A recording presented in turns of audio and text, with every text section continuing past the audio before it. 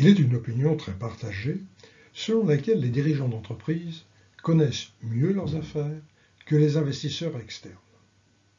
Ainsi, lorsqu'ils sont conduits à prendre un certain nombre de décisions financières, ils le font au vu de perspectives qu'ils dressent à partir d'une information privée.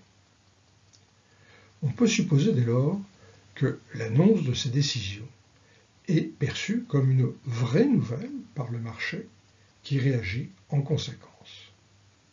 Par exemple, l'augmentation d'un dividende pourrait être un signal positif témoignant la confiance qu'ont les dirigeants dans la capacité de l'entreprise à soutenir une telle distribution à l'avenir. Il existe aussi tout un courant de la littérature scientifique qui défend une approche différente. Les opérateurs sur les marchés, vu leur très grande diversité, peuvent disposer d'informations qu'ignorent les dirigeants. Aussi ces derniers peuvent-ils être influencés par les données du marché lorsqu'ils prennent leurs décisions. C'est dans ce cadre que De Cesari et Wang Meyer abordent dans une étude publiée dans le Journal of Corporate Finance la question de savoir si pour certains titres, les cours convoient une information susceptible d'influencer les décisions de changement de dividendes. Le point de départ des hypothèses envisagées est le suivant. Les opérateurs boursiers, investisseurs, gérants, voire analystes, disposent à la fois d'informations publiques largement disséminées et d'informations privées qu'ils ont pu collecter avec leur expertise et connaissances propres. Ils prennent leurs décisions d'achat, de vente, de recommandation à partir de ces deux ensembles d'informations. Ainsi, les cours boursiers reflètent-ils avec plus ou moins d'intensité ces informations? Pour certains titres, l'information privée dont disposent les opérateurs est limitée et affecte peu les cours boursiers. Dans d'autres cas, l'information privée est abondante et elle affecte considérablement les cours boursiers. En observant les évolutions de ces derniers, et en particulier les évolutions exceptionnelles, les dirigeants, comme tout autre acteur économique, peuvent en inférer une partie du message que contiennent ces informations privées. Aussi, on peut s'attendre, dans le cas où l'information privée est faible, à ce que l'évolution des cours boursiers affecte peu les décisions concernant les dividendes prises par les dirigeants. En revanche, dans le deuxième cas, on peut penser que des signaux positifs provenant de variations anormales favorables du cours boursier, causées par des informations privées, encouragent par exemple les dirigeants à augmenter les dividendes. Bien évidemment, cette relation sera d'autant plus forte que le cours boursier peut être tenu comme représentatif de la valeur financière de l'action. C'est une autre dimension du problème qui est abordée par la suite par les auteurs. Dans cette étude, De Cesari et Wang Meyer recourent au modèle de régression suivant. La variable dépendante est le changement de dividende d'un trimestre à l'autre. Les variables indépendantes sont les rendements anormaux observés au cours du trimestre qui précède le paiement du dividende. Une mesure de l'information privée contenue dans le cours et une variable d'interaction de ces deux dernières variables. Un vecteur de variables de contrôle des déterminants du dividende est également introduit. Les rendements anormaux sont mesurés sur une base quotidienne. Ils sont estimés à travers la différence entre le rendement du titre et celui d'un benchmark choisi parmi les 25 portefeuilles construits par Fama et French sur les dimensions de la taille et du ratio book-to-market. Les auteurs calculent une moyenne sur une période d'un trimestre amputée des 5 jours qui suivent l'annonce du dividende précédent et des 5 jours qui précèdent celle du dividende considéré. Concernant les mesures du contenu en information privée des cours, Descésari et Huang Meyer ont retenu 4 mesures.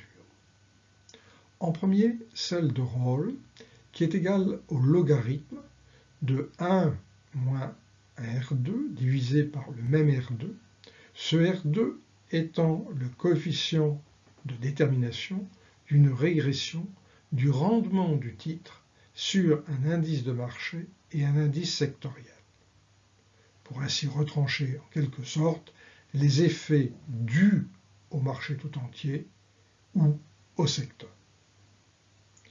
Les autres mesures sont le ratio d'illiquidité d'Amiud, le gamma de Llorente et la probabilité PIN. Les sociétés étudiées sont américaines et cotées soit au New York Stock Exchange, soit à l'American Exchange. Les firmes appartenant au secteur, dit utilities, ou au secteur financier, n'ont pas été retenues vu leur spécificité. La période couverte est 1962-2010. Les données boursières proviennent de la base CRSP et les données comptables de Compustat. Pour être retenue, une observation devait avoir un dividende précurseur. Au total, l'échantillon contient 98 535 observations pour 2510 firmes différentes. 16 240 variations de dividendes sont non nulles et intéressent 1994 firmes différentes. 2 types de régressions sont estimés. En premier, des régressions multinomiales logiques. Les variables dépendantes sont dans ce cas des variables muettes qui pour l'une vaut 1 si la variation est positive ou 0 sinon, et pour l'autre vaut 1 si la variation est négative, 0 sinon. Le cas d'absence de variation sert ici de pivot. Nous reprenons ici les 3 coefficients β qui nous intéressent. Le plus important est le coefficient β3 associé à la variable d'interaction. Il est significatif dans les 2 cas et amplifie bien le lien d'association attendu. Une fréquence plus élevée d'augmentation en cas de rendements anormaux positifs et réciproquement une fréquence plus faible dans le cas où ces rendements anormaux sont négatifs. Le deuxième type de régression est une régression OLS où la variable dépendante est la variation des dividendes en pourcentage. L'échantillon est réduit aux seules variations non nulles. Cette régression permet d'apprécier l'intensité de la relation. Ici encore, le coefficient β3 est positif et très significatif. Il apparaît donc un lien entre la variation anormale du cours et la décision de variation du dividende.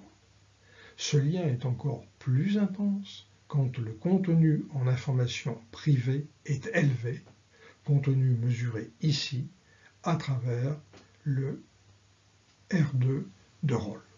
Des résultats voisins sont obtenus avec les autres mesures d'information.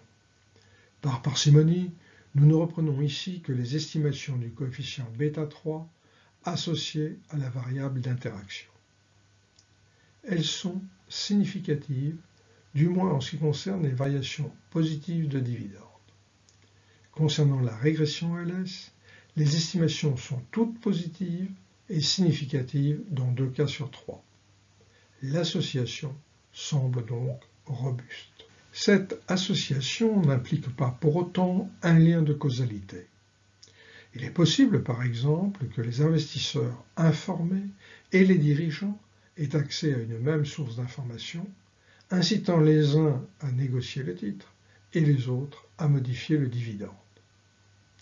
Il est difficile de construire un test autour de cette hypothèse, mais les auteurs proposent d'introduire dans leur modèle une mesure d'information qui devrait être spécifique au seul dirigeant, à savoir l'impact d'une annonce imprévue de résultats. Ils reprennent pour ce faire la statistique dite ERC, Earning Response Coefficient, et l'intègrent dans leur modèle. Nous ne reprenons pas ici l'ensemble des résultats statistiques, mais il apparaît que les effets notés de la variation des cours restent bien amplifiés par les mesures d'information privée et ne sont pas absorbés par cette nouvelle variable. De Cesari et Wang Meyer prennent en considération une autre éventualité. Il est possible que certains marchés donnent des indications peu fiables. Ce peut être le cas lorsqu'ils apparaissent aux opérateurs comme très surévalués. Dans ce cas, les dirigeants devraient moins utiliser l'information en provenance des cours et le lien précédent devrait être atténué.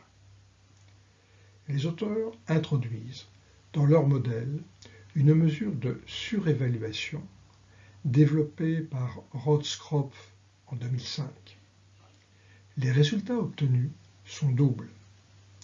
D'une part, il y a bien une moindre influence du cours boursier, mais les résultats concernant le lien intensifié à travers les mesures d'information privée persistent toutefois.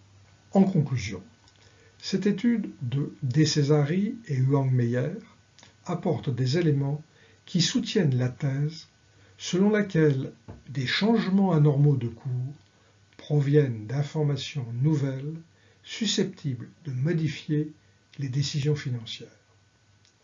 L'impact de ces changements est plus marqué quand le cours contient plus d'informations privées, même s'il est plus affaibli quand le cours est en apparence surévalué et que les décideurs sont moins disposés à lui accorder une confiance. Cette étude soutient la thèse que les dirigeants exploitent ces informations dans leurs décisions de distribution de dividendes. Elle s'inscrit ainsi dans un courant d'analyse qui défend l'opinion selon laquelle les dirigeants de firmes cotées écoutent le marché et que ce dernier n'est pas seulement le miroir d'une économie réelle, mais qu'il en est ainsi indirectement un acteur.